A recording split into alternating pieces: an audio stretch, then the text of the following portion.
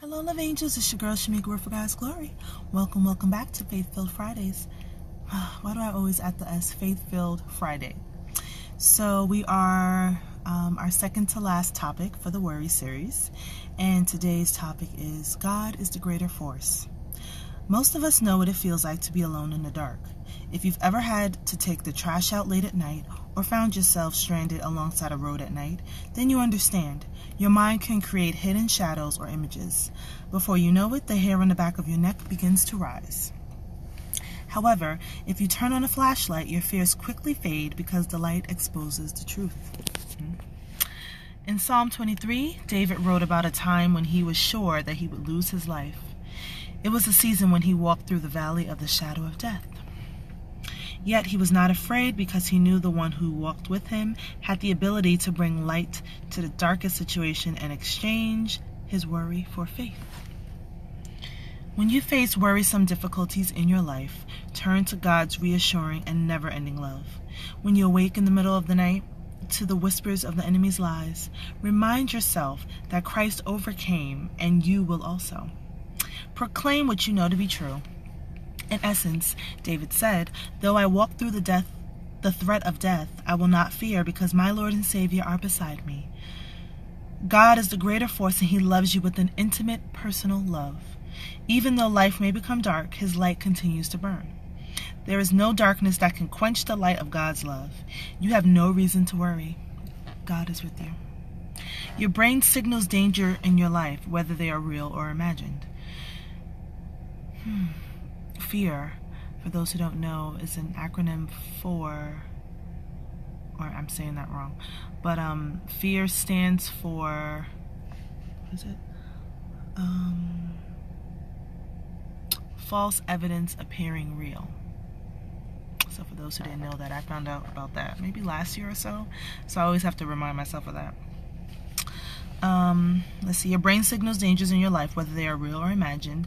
What you need to do when these worry signals happens is to assess them. Become aware if the danger is a real threat or an imagined one. If it's an imagined one, then let it go. If there is no action you can take toward alleviating it, turn your thoughts to something else. You can overcome threats by trading worry for trust that God is with you and is in control, and you do not need to be afraid. Like David penned in Psalm 34, 3 and 5, "O magnify the Lord with me, and let us exalt His name together. I sought the Lord, and He answered me and delivered me from all my fears. They looked to Him and were radiant, and their faces will never be ashamed." So I pray that this word encouraged you. You know, when you do have some false evidence or there's something that you're worried about, you have to think, like, is this real? Is this real? Or is this something I just imagine in my head, you know? So, before we end, I'm just going to give you some scriptures. First one is Psalm 23 and 4. This is a Psalm of David. "Even though I walk through the darkest valley, I will fear no evil, for you are with me, your rod and your staff, they comfort me." Psalm 34, 3 through 5. "Glorify the Lord with me, let us exalt His name together.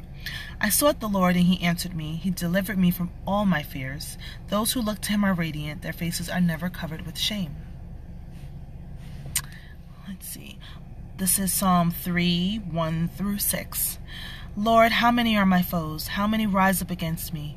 Many are saying of me, God will not deliver him. But you, Lord, are a shield around me, my glory, the one who lifts my head high. I call out to the Lord, and He answers me from His holy mountain.